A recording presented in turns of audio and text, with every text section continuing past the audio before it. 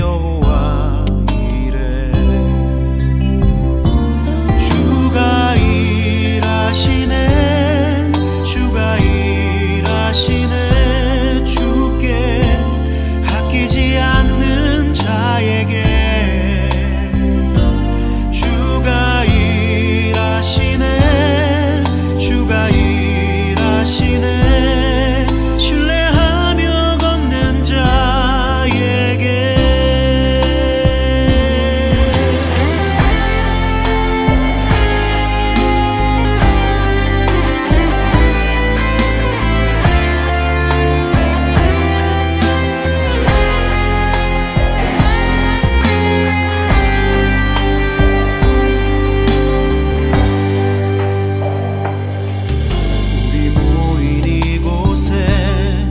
주님 함께 계시네. 누리네 아버지 은혜. 적은 떡과 물고기 내 모든 걸 드릴 때 모두 고백해 여호와 이래. 주가 일하시네, 주가 일하시네. 아끼지 않는 자에게 주가 일하시네, 주가 일하시네. 신뢰하며 걷는 자에게 주가 일하시네, 주가 일하시네. 주께 아끼지 않는 자에게 주가 일하시네, 주가 일하시네. 신뢰하며 걷는 자에게 주가 일하시네, 주가 일하시네. 주께 아끼지 않는 자에게 주가 일하시네, 주가 일하시네. 신뢰하며 걷는 자에게 신뢰하며 걷는 자에게 신뢰하며 걷는 자에게.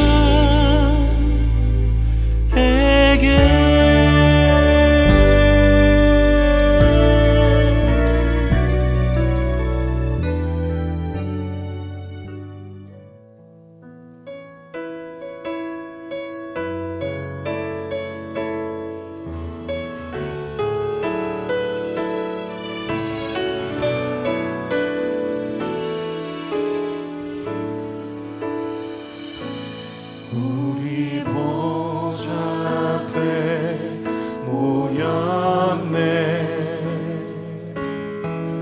함께 주를 찬양하며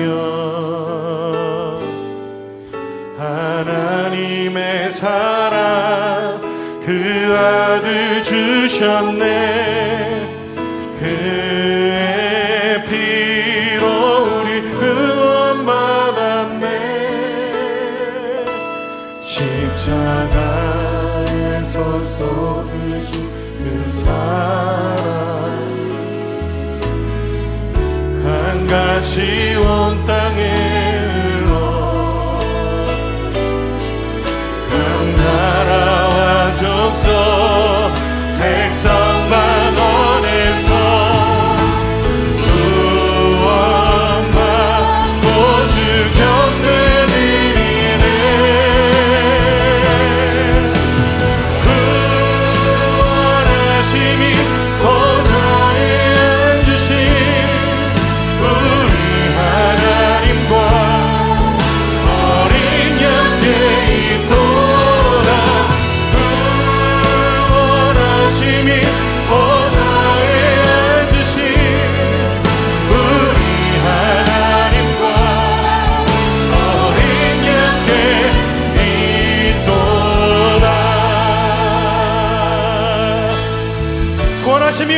우리 어린 양께 있습니다. 여러분 믿으십니까? 우리 다시 한번 믿음으로 고백하며 나아갑시다. 우리 보좌 앞에 모였네. 함께 주를 찬양하며 하나님의 사랑 그 아들 주셨네.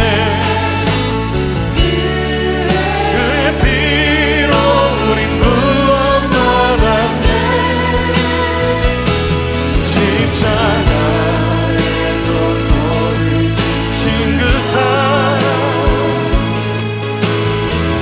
강같이 온 땅에 한 나라와 족속 백성 방언에서 구원만 보지 경배드리네.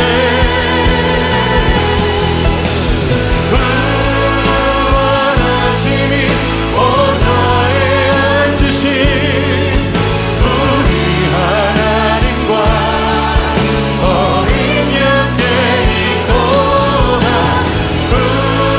구원하심이 보좌에 앉으신 우리 들었습니다. 그 구원하심으로 우리를 부르신 주 영광을 받으시옵소서. 구원하심이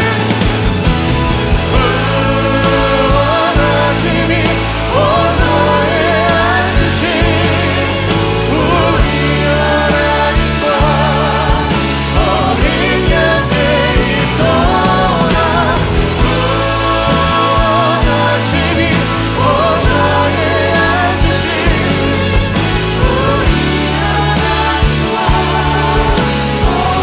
우리 목소리로 고백합시다. 구원하심이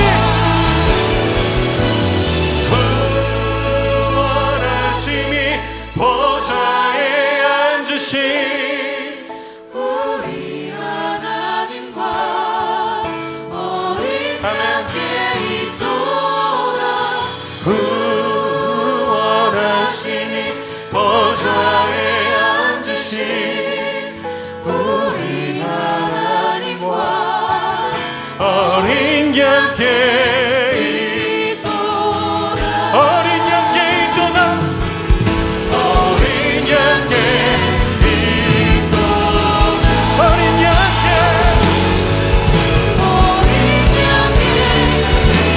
있도다. 어린 양께 있도다. 보좌에 앉으신 네.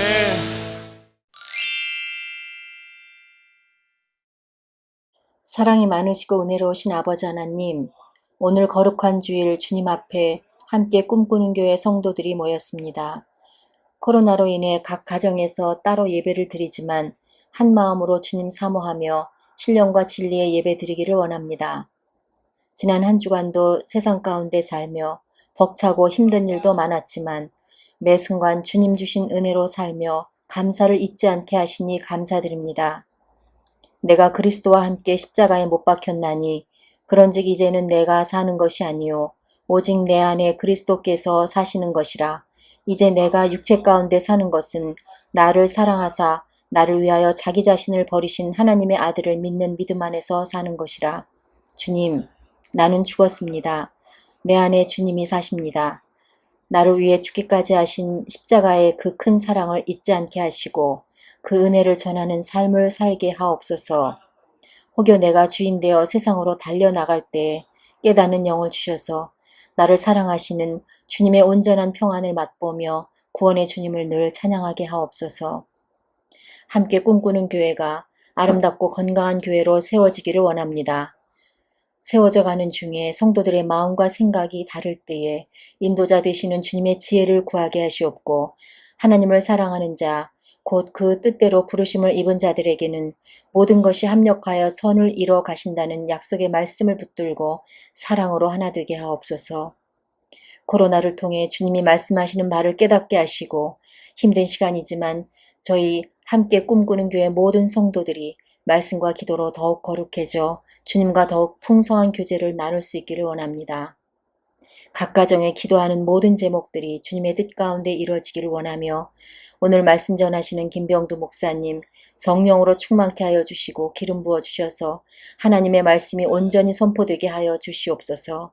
목사님 가정을 축복합니다. 모든 영광 주께 올려드리며 예수님의 이름으로 기도드렸습니다.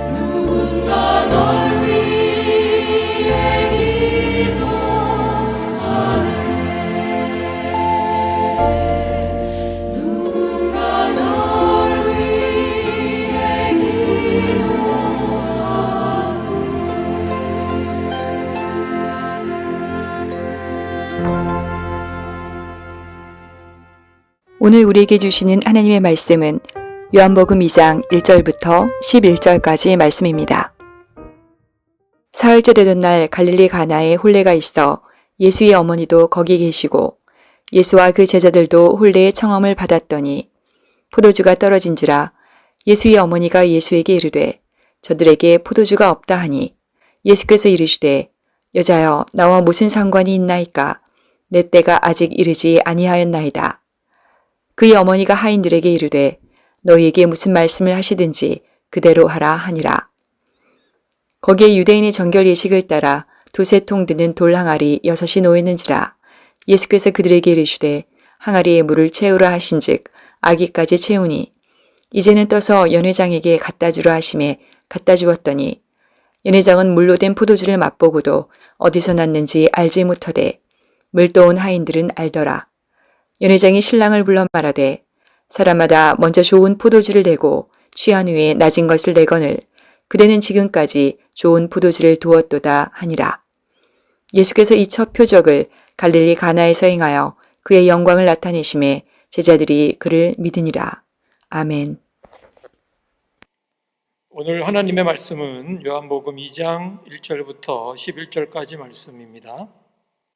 사흘째 되던 날 갈릴리 가나에 혼례가 있어 예수의 어머니도 거기 계시고 예수와 그 제자들도 혼례의 청함을 받았더니 포도주가 떨어진지라. 예수의 어머니가 예수에게 이르되 저들에게 포도주가 없다 하니 예수께서 이르시되 여자여 나와 무슨 상관이 있나이까 내 때가 아직 이르지 아니하였나이다. 그의 어머니가 하인들에게 이르되 너희에게 무슨 말씀을 하시든지 그대로 하라 하니라. 거기에 유대인의 정결 예식을 따라 두세 통 드는 돌 항아리 6이 놓였는지라. 예수께서 그들에게 이르시되 항아리에 물을 채우라 하신즉 아기까지 채우니 이제는 떠서 연회장에게 갖다 주라 하심에 갖다 주었더니 연회장은 물로 된 포도주를 맛보고도 어디서 났는지 알지 못하되 물떠온 하인들은 알더라. 연회장이 신랑을 불러 말하되 사람마다 먼저 좋은 포도주를 내고 취한 후에 낮은 것을 내거늘 그대는 지금까지 좋은 포도주를 두었도다 하니라. 예수께서 이 첫 표적을 갈릴리 가나에서 행하여 그의 영광을 나타내심에 제자들이 그를 믿으니라. 아멘. 주의 평강 가운데 잘 계셨습니까? 하나님 인도하신 가운데 이렇게 온라인으로나마 다시 만나게 되어서 기쁘고 또한 하나님께 감사를 드립니다. 제가 군정 목사로 교육사령부에 있을 때 일이었습니다. 교육사령부는 여러분 다 아시는 것처럼 우리 공군에 들어오는 우리 청년들이 훈련을 받는 곳입니다. 청년들은 사회에서 초콜릿이나 달달한 음식들을 먹다가 훈련에 들어와서 먹지 못하게 되면 어느 정도 금단 현상을 그들이 경험하게 됩니다. 머리가 어질어질하기도 하고요, 가슴이 답답하기도 하고 또 의욕을 잃어버리기도 하고 때로는 심한 경우 손이 떨리기도 합니다.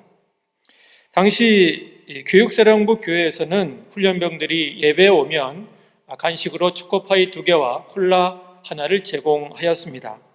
훈련병들은 부족하지만 이것을 먹으면서 사회에서 먹지 못했던 그 달달함에 대한 그 결핍을 그들이 갈증을 해결했습니다. 초코파이와 콜라를 먹는 그들의 모습을 보면 얼마나 행복해 보이는지 모릅니다. 그들의 얼굴이 환하고요, 아주 맛있게 먹습니다. 보는 사람들도 침이 넘어갈 정도로 그들은 아주 행복해하며 그 간식을 먹습니다. 그런데 이 간식을 준비하고 나누어주는 일이 보통 일이 아닙니다. 매주 800명에서 1000명, 두 기수가 겹치면 한 1600명 정도의 훈련병들이 교회에 오는데 이들에게 초코파이 2개, 콜라 하나를 알맞게 적당하게 그리고 겹치지 않도록 나눠주는 것은 쉬운 일이 아니었습니다. 그 당시 이들에게 제공하는 간식비가 1년에 1억 원 정도였습니다. 간식 창고가 따로 있었고 미리 양을 준비해 놓았습니다. 나눠주는 집사님들도 많이 필요했고 나눠주는 일에도 나름 노하우가 있어야 했습니다. 어느 주일 이런 일이 있었습니다. 그날도 많은 훈련병들이 예배에 나왔고 집사님들은 중대별로 조를 짜서 간식을 나누어 주었습니다. 그런데 나누어 주는 중에 어느 중대에서 그만 초코파이가 동이 나고 말았습니다. 마지막 6사람 남겨놓고 초코파이가 떨어진 것입니다. 그 떨어지고 난 그 다음 훈련병, 이제 곧 자기가 받을 차례인데 초코파이가 똑 떨어지게 되자 그 훈련병이 울먹울먹 하더니 그냥 눈물을 주르륵 흘리고 말았습니다. 이 모습을 본 집사님이 야, 다음 주에 오면 내가 2배로 줄게 라고 말을 했지만 집사님은 참 난처했고 그 훈련병은 내가 곧 달달한 초코파이를 먹을 거라고 잔뜩 기대를 했다가 그것이 자기 앞에서 딱 떨어지니까 그만 눈물을 흘리고 만 것입니다. 오늘 본문에 나오는 가나의 혼인잔치 자리에 포도주가 떨어졌습니다. 혼인잔치가 한참 무르익고 분위기가 좋아지고 떠들썩한 웃음소리와 떠드는 소리, 노래소리가 들려서 아주 분위기가 좋게 되었는데 혼인잔치의 중요한 요소인 포도주가 떨어진 것입니다. 혼주는 당황했고 이 사실을 안 손님들도 점점 흥이 떨어지고 말았던 것입니다. 당시 혼인잔치에서 포도주가 떨어지는 것은 손님에게 큰 결례였고 매우 심각한 문제였습니다. 주인은 아주 큰 망신을 당할 수 있었고요. 어떤 경우는 심하면 감옥에 갈 수 있기도 했다고 합니다. 주인의 얼굴에는 기쁨 대신 걱정과 염려 그리고 당황함이 가득했을 것입니다. 혼인잔치에 들뜬 분위기, 왁자지껄한 웃음소리가 점점점 사라져갑니다. 그 분위기가 점점점 가라앉습니다. 흥이 깨진 것입니다. 사랑하는 성도 여러분, 여러분의 가정은 어떻습니까? 웃음이 있습니까? 여러분의 인생은 어떻습니까? 여러분의 인생에는 기쁨이 있습니까? 여러분의 교회는 어떻습니까? 여러분의 교회에는 웃음과 기쁨이 있습니까?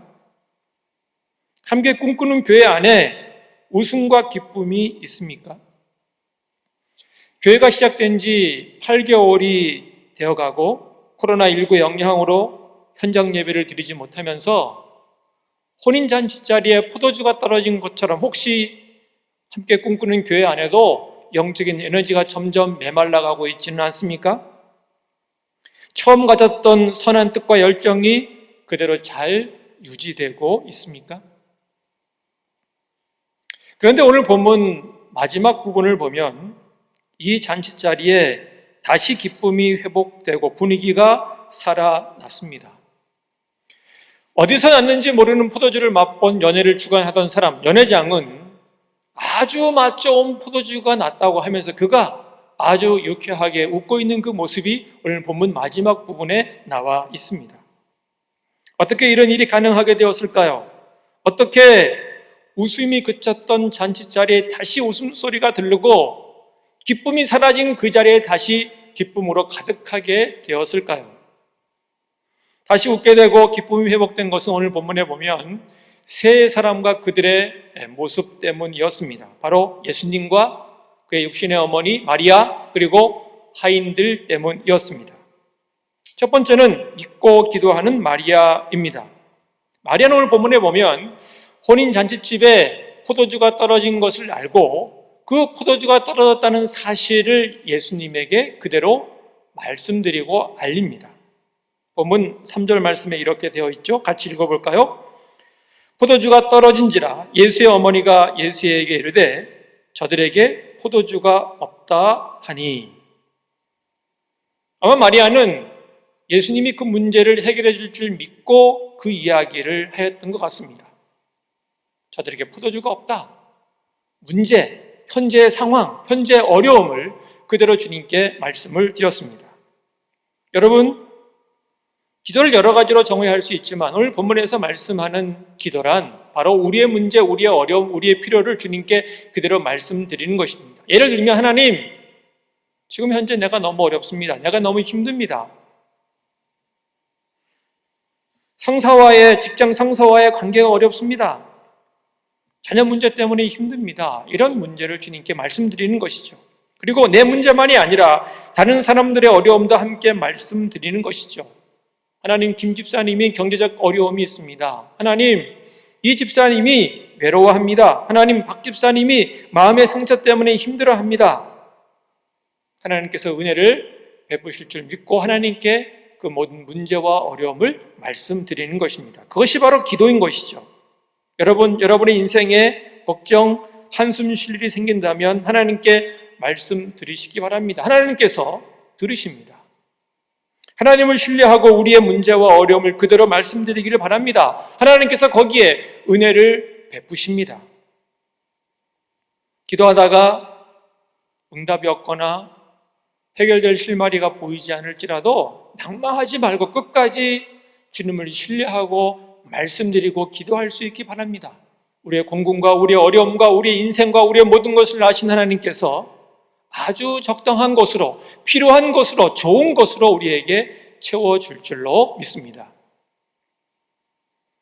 두 번째는 사랑으로 말씀하시는 예수님입니다. 예수님은 자신을 공개적으로 대중 앞에 드러낼 때가 되지 않았지만 기쁨과 웃음이 사라진 잔치집의 필요를 못 본 채 하지 않으셨습니다. 오늘 본문에 보면 주님께서는 딱 두 가지 말씀을 하시죠. 하나는 7절에 항아리에 물을 채우라 하는 말씀이었고, 두 번째는 8절에 이제는 떠서 연회장에게 갖다 주라 하는 말씀이었습니다. 예수님은 곧 하나님이시죠. 말씀이 육신이 되어 우리 가운데 거하시는 분이었습니다. 창조 때 말씀으로 세상의 모든 것들을 만드신 그 하나님께서 이제는 말씀으로 예수님이 이 잔치자리에서 그들의 문제를 해결해 주시는 것입니다. 주님은 오늘도 우리에게 말씀하심으로 우리를 회복시켜 주십니다. 성경을 통해서 또 목사님의 설교를 통해서 우리에게 지금도 끊임없이 주님께서는 우리에게 말씀해 주십니다. 시편 19편 7절 8절 말씀 함께 읽겠습니다. 여호와의 율법은 완전하여 영혼을 소송시키며 여호와의 증거는 확실하여 우둔한 자를 지혜롭게 하며 여호와의 교훈은 정직하여 마음을 기쁘게 하고 여호와의 계명은 순결하여 눈을 밝게 하도다.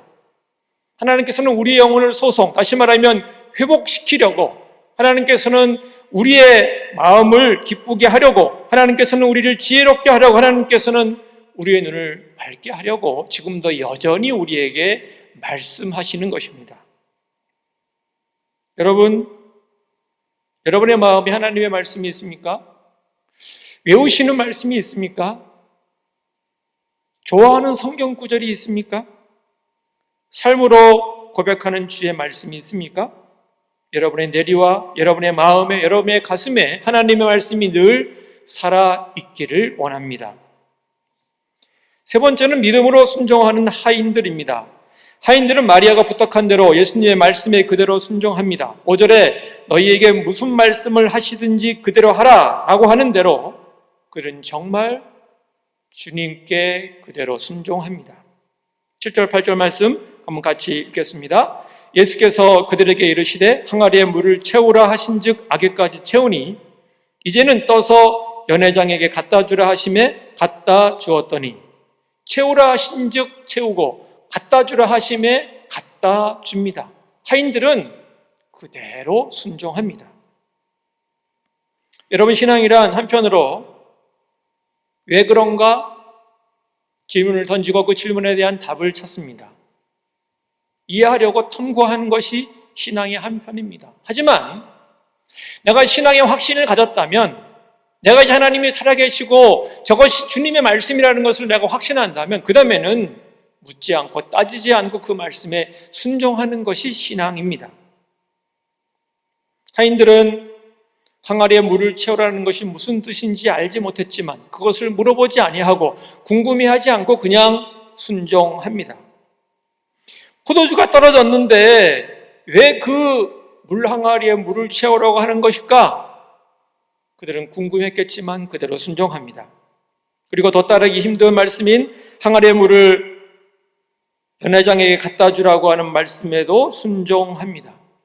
일단 주님께서 물을 포도주로 바꾼 다음에 자 보아라, 이제 물이 포도주가 되었지 확인시킨 다음에 갖다 주라고 했다면 그냥 순종하기가 쉽죠. 그래서 주님께서는 그 물을 그냥 떠다가 갖다 주라고 합니다. 그런데 하인들은 그대로 순종하여 갖다 줍니다.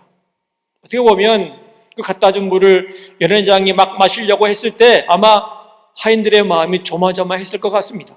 저 물을 먹고 포도주가 아니라면 저 물을 먹고 혹시 야단 맞진 않을까 그들의 생각을 했을 수 있죠. 그렇지만 그들은 주님을 신뢰하고 그들을 그대로 순종하였습니다. 여러분, 우리는 이 본문에 나오는 하인들처럼 하나님 말씀에 순종할 수 있을까요? 내 머리로 다 이해할 수 없어도, 내가 보기에 불합리해 보여도 그것이 하나님의 말씀이라면 하나님을 신뢰하고 그것을 그대로 순종할 수 있을까요? 그렇게 순종할 수 있는 우리 모두가 되기를 원합니다. 이렇게 예수님의 말씀, 마리아의 기도, 하인들의 순종으로 기쁨이 사라진 그 잔치자리가 다시 기쁨으로, 웃음으로 가득하게 되었습니다. 사랑하는 성도 여러분, 형제자매 여러분, 함께 꿈꾸는 교회에도 이런 역사가 있기를 원합니다. 함께 꿈꾸는 교회에 하나님의 말씀이 있기를 원합니다. 함께 꿈꾸는 교회에 기도하는 사람들이 있기를 원합니다. 함께 꿈꾸는 교회에 순종하는 사람들이 있기를 원합니다. 그리하여 이 교회가 온전히 회복될 수 있기 원합니다. 영적인 기쁨이 넘치기를 원합니다. 처음에 가졌던 순수한 그 열정과 선한 의도대로 하나님께서 원하시는 바른 교회를 이뤄가기를 원합니다. 하나님께서 원하시는, 하나님이 주인 되시는 그러한 교회를 이루기를 원합니다.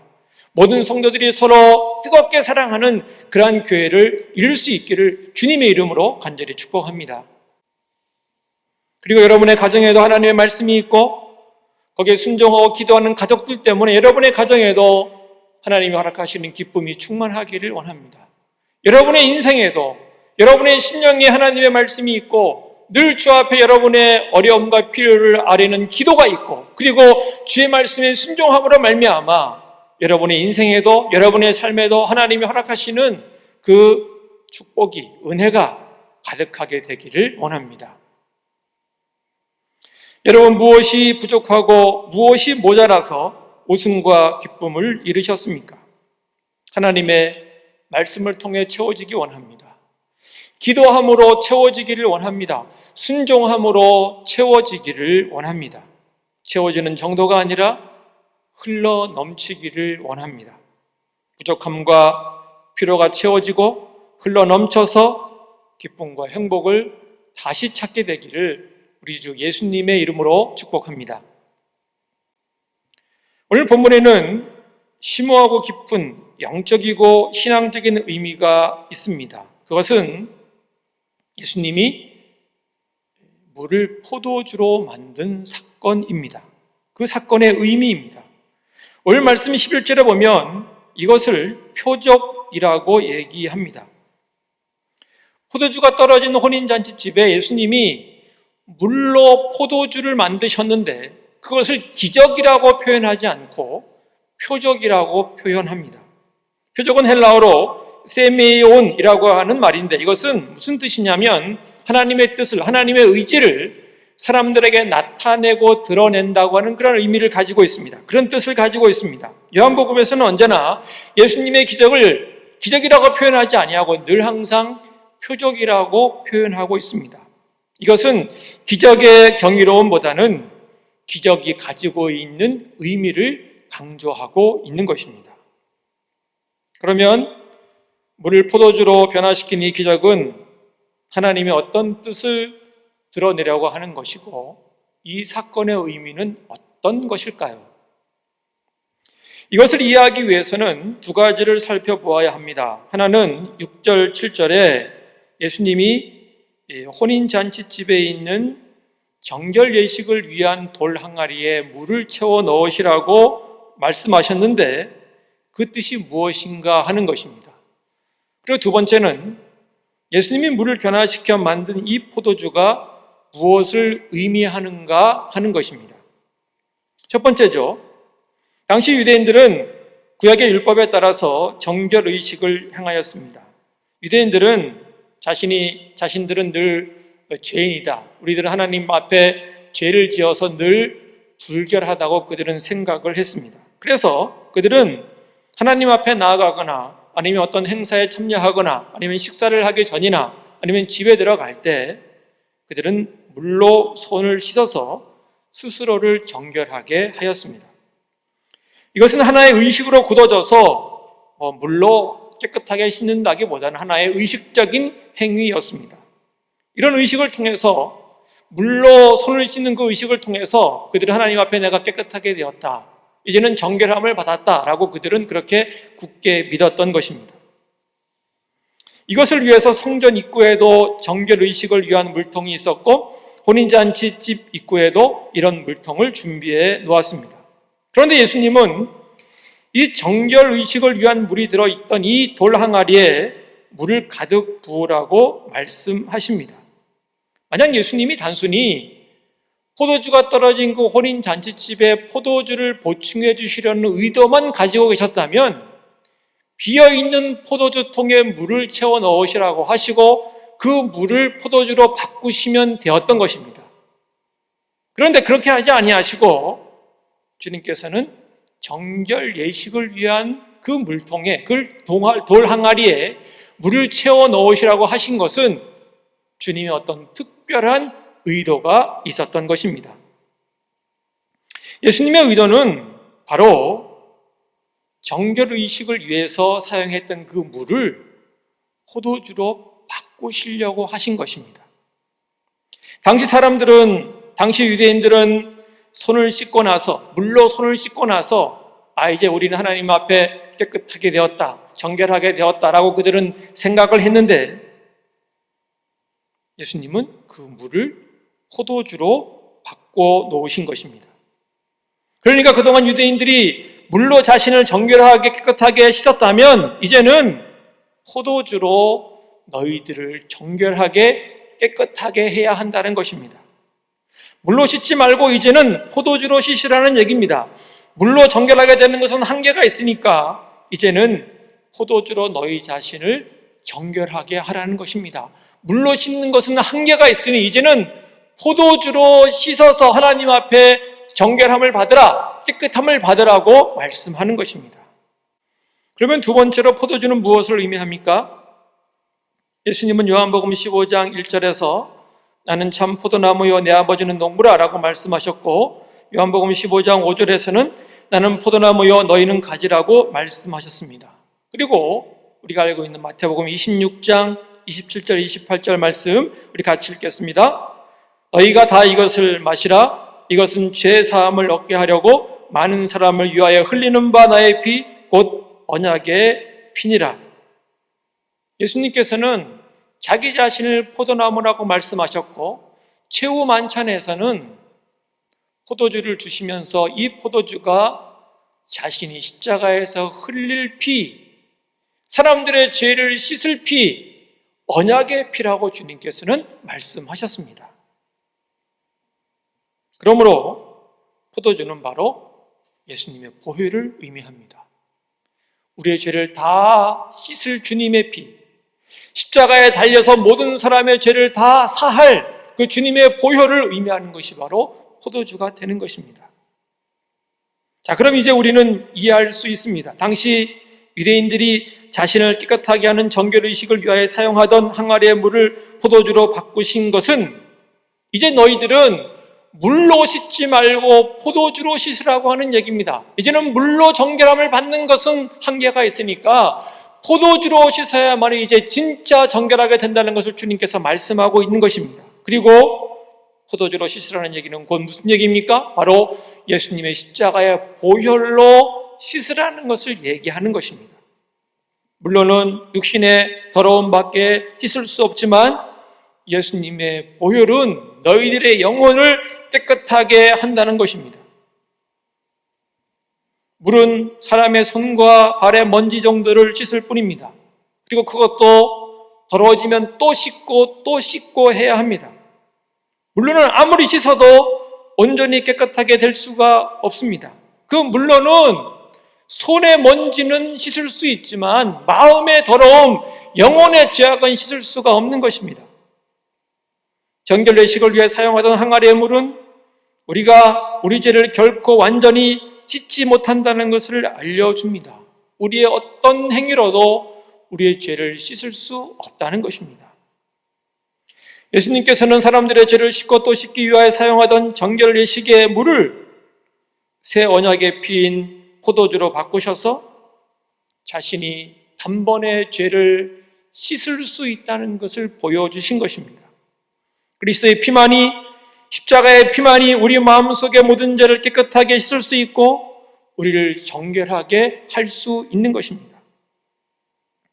예수님은 정결례식을 위해 담아놓았던 물을 포도주가 되게 하는 표적을 통해서 내가 누구인지, 내가 이 땅에 왜 왔는지를 말씀합니다. 내가 곧 하나님의 아들이고 내가 이 땅 가운데 온 것은 십자가의 죽음으로, 십자가의 피를 흘림으로, 그것으로 말미암아 모든 사람들의 죄를 다 씻고 그들을 구원하기 위해서 이 땅 가운데 왔다는 것을 주님께서는 이 표적을 통해서 말씀하시는 것입니다. 마리아의 기도, 주님의 말씀에 순종한 그 하인들의 순종을 통해서 포도주가 떨어진 혼인잔치집에 예수님께서는 다시 기쁨과 웃음을 회복시켜 주셨습니다. 혼인잔치집은 주님이 주신 포도주로 다시 웃음이 가득하게 되고 기쁨이 가득하게 되었습니다.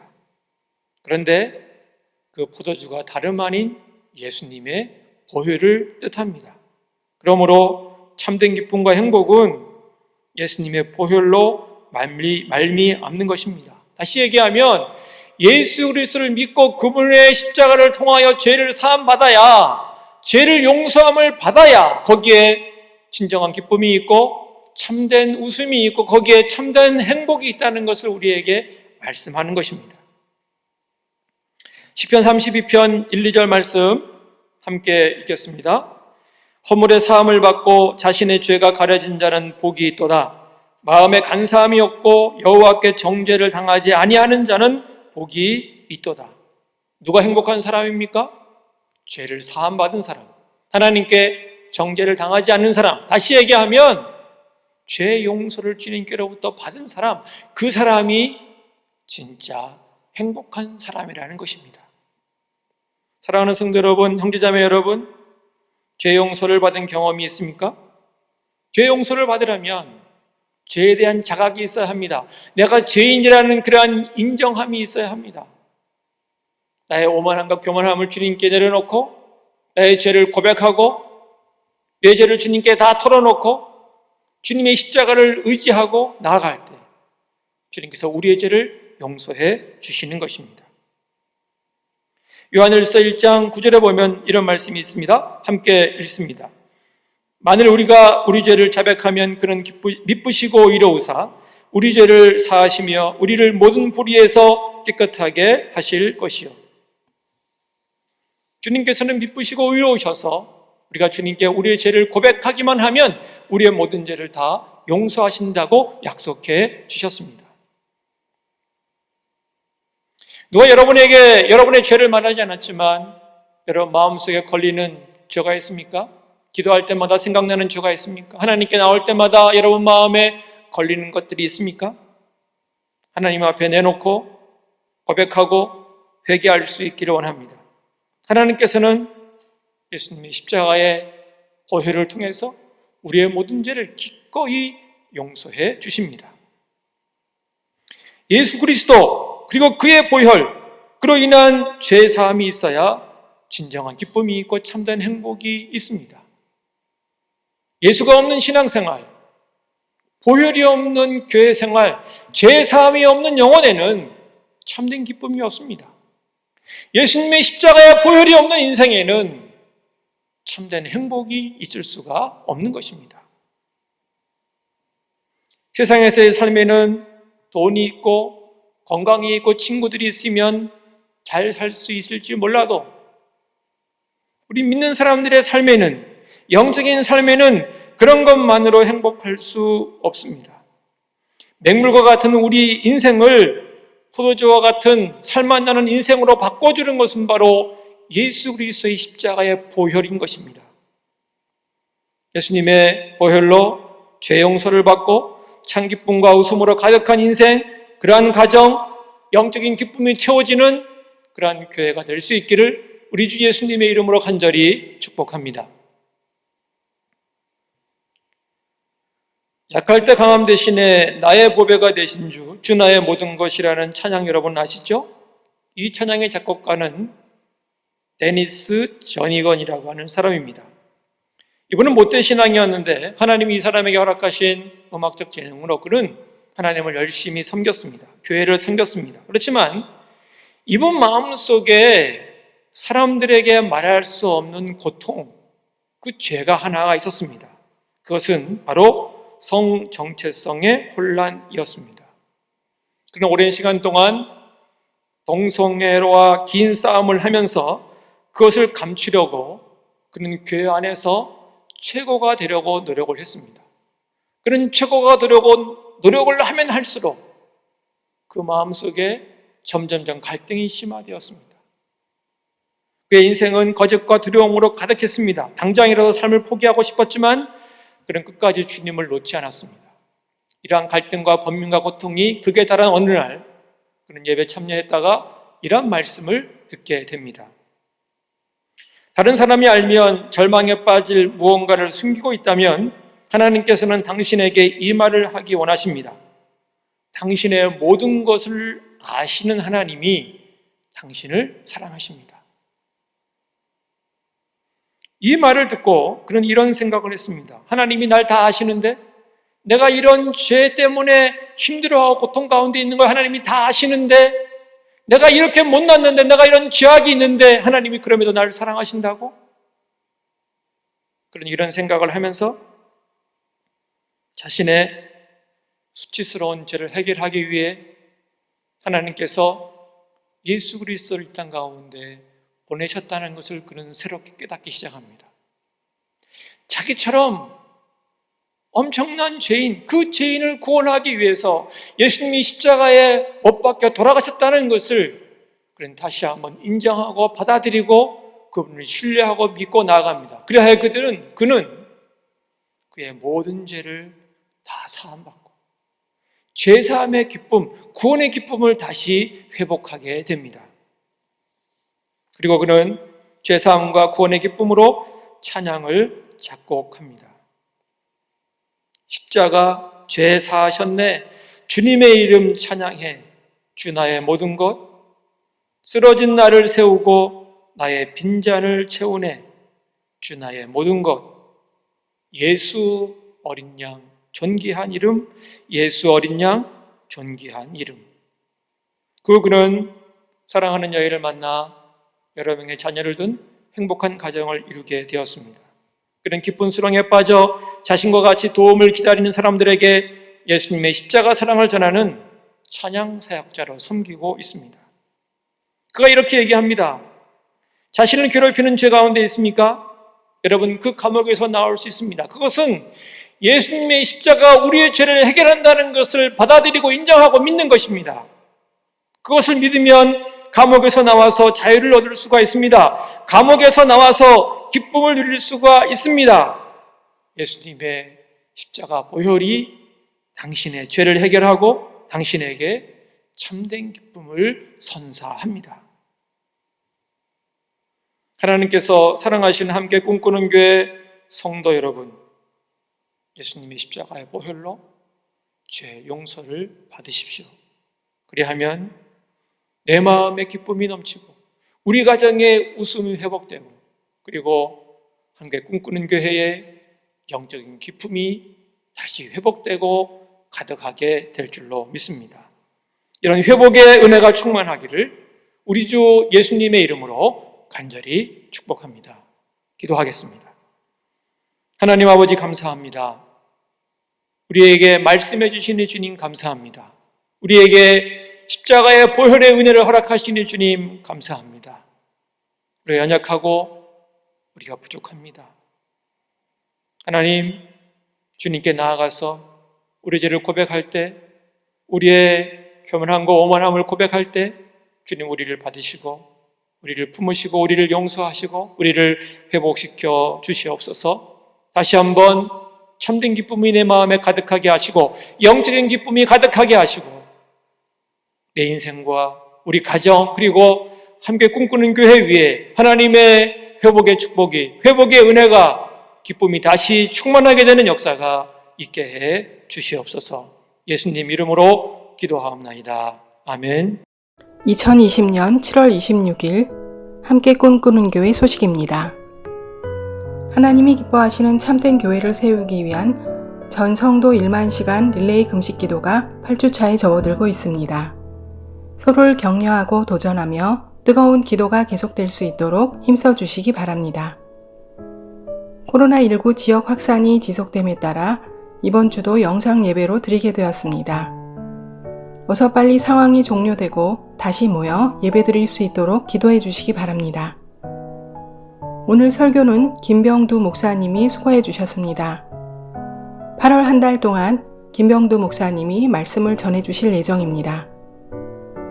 다음 주 대표 기도는 백종인 집사님, 8월 9일은 김혜리 집사님이 맡아주시겠습니다.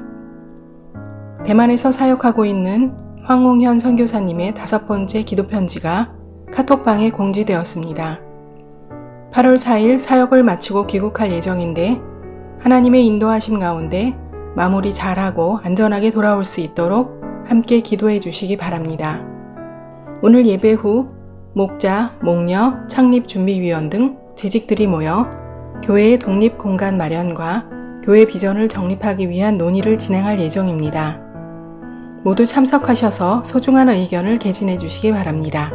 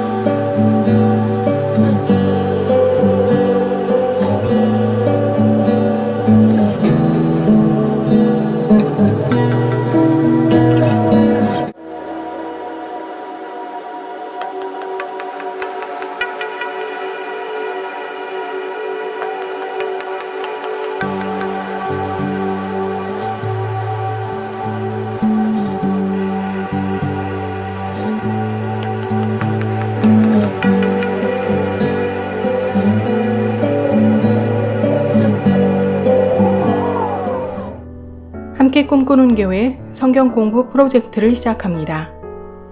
우선 화상 수업 방식으로 시작하며 코로나19 상황이 좋아지면 아뜰리에에서 대면으로 진행할 예정입니다. 하나님의 말씀인 성경을 공부함으로써 그분을 알아가는 것이 곧 하나님을 기쁘시게 하는 것입니다. 수강하고 싶은 강좌를 강사에게 직접 신청하시기 바랍니다. 성도님들의 많은 참여 부탁드립니다.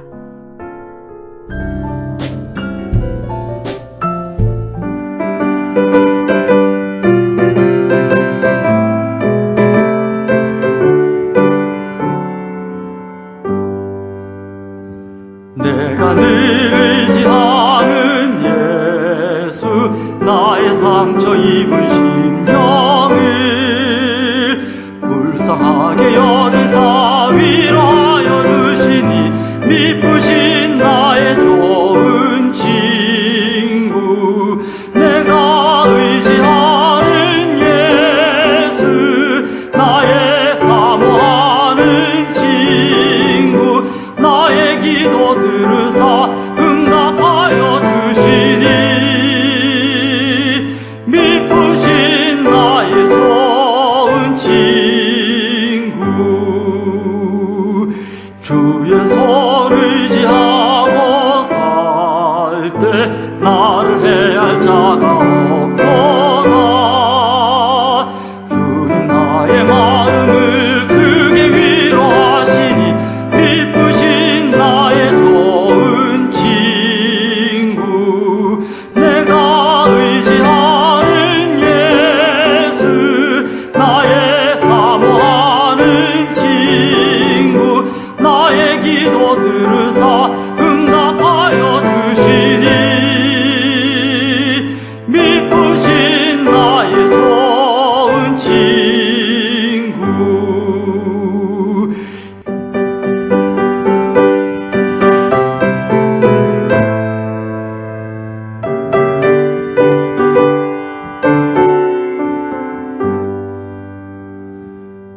내가 요단강 건너가며 마음이 두려워서 떨 때도 주가 인도하시니 어찌 두려워하랴. 미쁘신 나의 좋은 친구, 내가 의지하는 예수, 나의 사모하는 친구, 나의 기도 들으사 응답하여 주시니 미쁘신 나의 좋은 친구. 이후 천국에 올라가서 모든 성도들과 다 함께 우리들을 구하신 주를 찬양하리라. 미쁘신 나의 좋은 친구, 내가 의지하는 예수, 나의 사모하는 친구, 나의 기도 들으사 응답하여 주시니 미쁘신 나의 좋은 친구. 이제는 우리 주 예수 그리스도의 은혜와 하나님 아버지의 무한하신 사랑과 성령님의 함께하시고 역사하시고 인도하시고 보호하심이 오늘도 온라인으로 하나님께 예배를 드리며 우리의 죄 용서함을 받고 다시 한번 영적인 기쁨을 회복하기 원하는 우리 모든 믿음의 사람들 심령 위에와 저들의 가정 위에, 함께 꿈꾸는 교회 위에, 교회가 속한 지역과 우리 조국 대한민국 위에 지금부터 영원토록 함께 있을지어다. 아멘.